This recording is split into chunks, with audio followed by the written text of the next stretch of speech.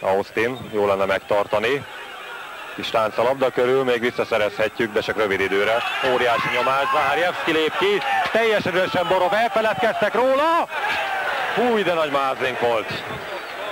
Hát nem kellett sokat várni az első nagy helyzetre.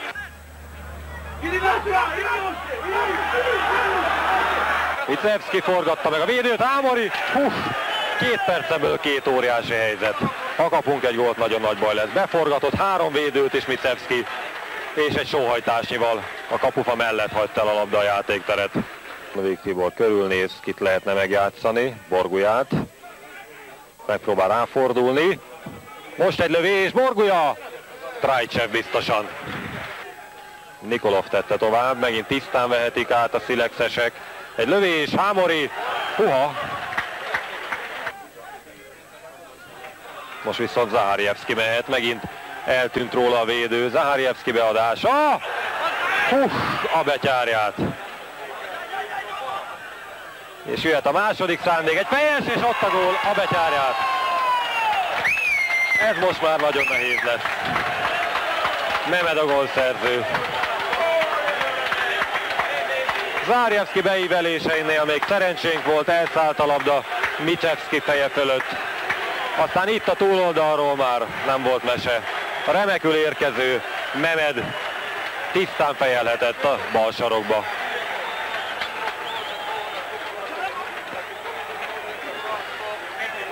Az első félidő 14. percében tehát 1-0-ra vezetnek a hazaiak. Nagy Tibor javít, nincs kit megjátszani, lelopják a lábáról, és most az ő helyén ugorhat ki a csatár. Micevszki már a 16-oson belül egy cselt is megenged. Zahárjevszki, hát ez is egy 100%-os zicser volt.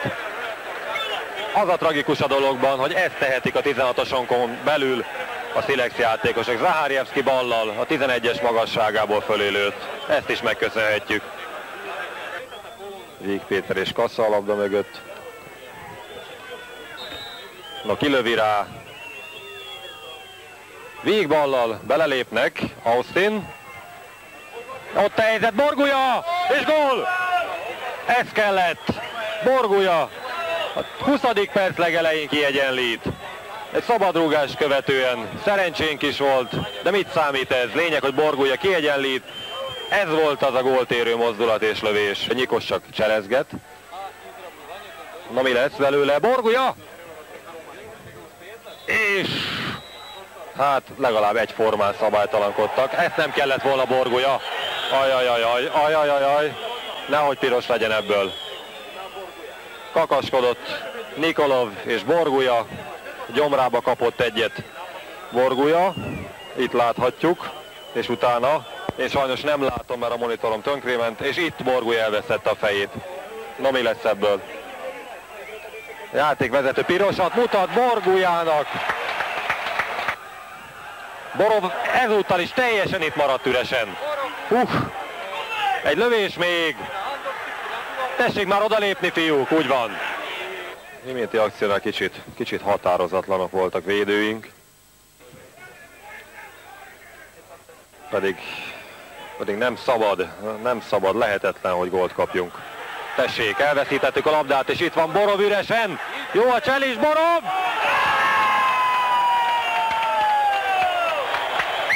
Megkaptuk. Addig picánkolhatott Borov szabadon, tisztán, még sokadik lehetőségét nem hagyta kihasználatlanul. Itt van Borov, nagyon jól, Kasszát forgatja be már, mint az ő szempontjukból nagyon jól. És az eredménye, hogy kipuposodott a háló. Romanek, Nyikos kapja vissza, most meghúzhatja a túloldalon, az oldalvonal mentén már a 16-ossal egy magasságban. Beadás, érkezne Schwarz, és könnyékkel szerintem beleütöttek az arcába méghozzá Andowski. A 11-es ponton ott fekszik Schwarz, a játék viszont mehet tovább. Kassa közbeavatkozása csak arra volt jó, hogy egy kicsit lelassítsa az akciót. Ez a csel viszont remek, Karanfilovszki, ez is jó. Kötény, Karanfilovszki az 5-ös környékén. A mindenségét neki. A gól vonalon gurult szinte végig a labda. A dologban csak az a tragédia, hogy előtte azt végig csinálhatta Karanfilovszki, amit végig csinált.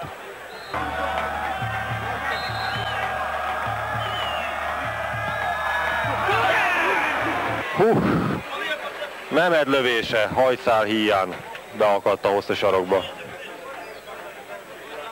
Itt lövi a labdát a sorfal mellett, Hámori még bravúrral belepiszkált. Újabb hazai szöglet. Egy fejes, és benn van. Megkaptuk, innen már attól félek, hogy nem lehet. Nem lehet felkelni a padlóról. Gólszerző Memed, aki az első hazai gólt is szerezte. 3-1 a vendégeknek. Jól jön be a szöglet. Elalszanak a védők, és Memed a hosszú sarokban csúsztatja a labdát. Hámori vert helyzetben már.